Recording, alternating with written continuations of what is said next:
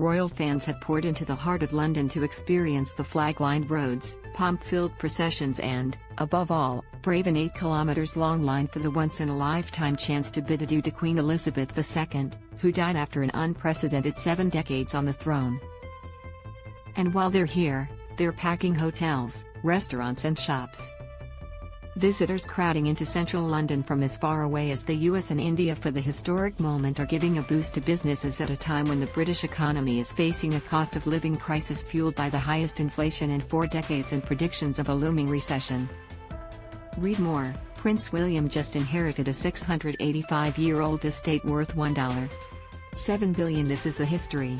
You know, this happens once in a lifetime, said King Benedict, who was visiting from India with his wife and filed past the Queen's flag-draped coffin this week. So we became a part of it.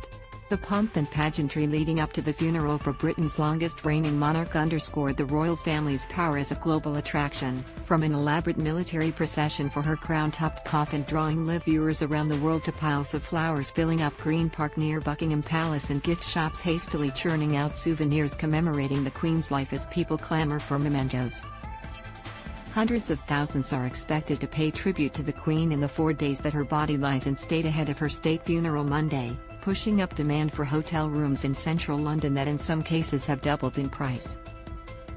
Hundreds of world leaders, from US President Joe Biden to Japan's Emperor and Empress, plus their entourages need places to stay as they arrive for the Queen's funeral. So do police officers coming from around Britain to help with security. Occupancy levels could reach an all-time high of 95%, according to London-based group booking platform Hotel Planner. Read more. The country's banned from Queen Elizabeth's funeral. That's not surprising when you consider that the eyes of the world really are on the capital and the media, dignitaries and members of the public, just like myself, who just want to be part of such a historic occasion, said Thomas Emanuel, Senior Director of Hotel Analytics firm STR.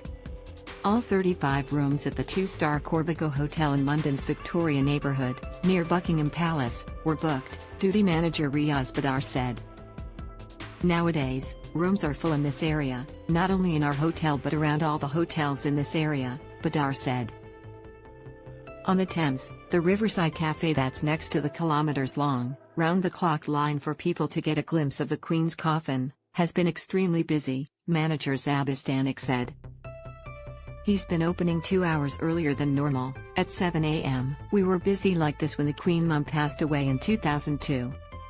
But it wasn't as busy as it is this week, Stanek said. Also on the route, Jason Rich's food stall, Fed by Plants, was doing brisk business selling lentil burgers. It's a long queue, Rich said. So definitely it had a good boost on the business. The UK was already an attractive place to visit as demand rebounds for international travel since the COVID-19 pandemic, and the weakened pound, especially for American visitors, makes transatlantic travel more affordable. University professor Chad Broughton, 51, who was visiting London from Chicago with 2 friends after a long pandemic delay, said their hotel room in the tourist-heavy Covent Garden neighbourhood was pricey at £400, $681, a night. But the trip to London was unique.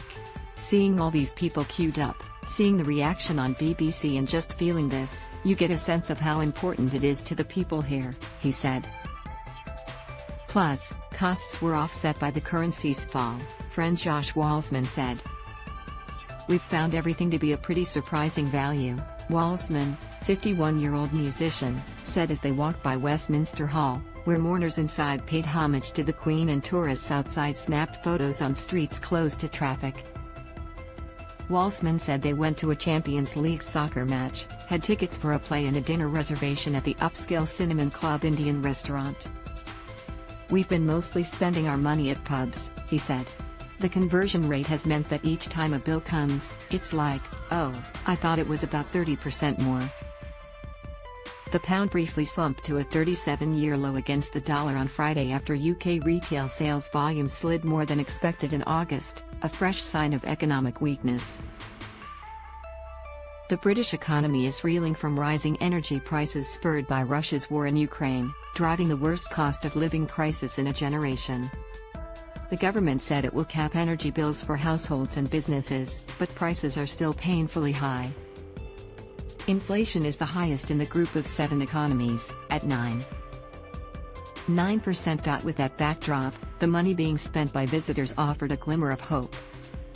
Speaking to our hospitality sector, not just our hotels, but restaurants, bars and pubs, they've had an awful 3 years because of this pandemic, London Mayor Sadiq Khan said. Budget hotel operator Travelodge said it's ordered extra breakfast supplies for its 78 London hotels for Monday, saying it expects many mourners to start their day with a traditional full English breakfast. Pub chain JD Wetherspoon says it will keep its pubs in central London open Monday during the Queen's funeral. Some analysts predicted the overall economic boost for the UK from the royal mourning period would be limited. That's because it would be offset by supermarkets, retailers, hardware stores and other businesses closing for the funeral Monday, which has been made a public holiday.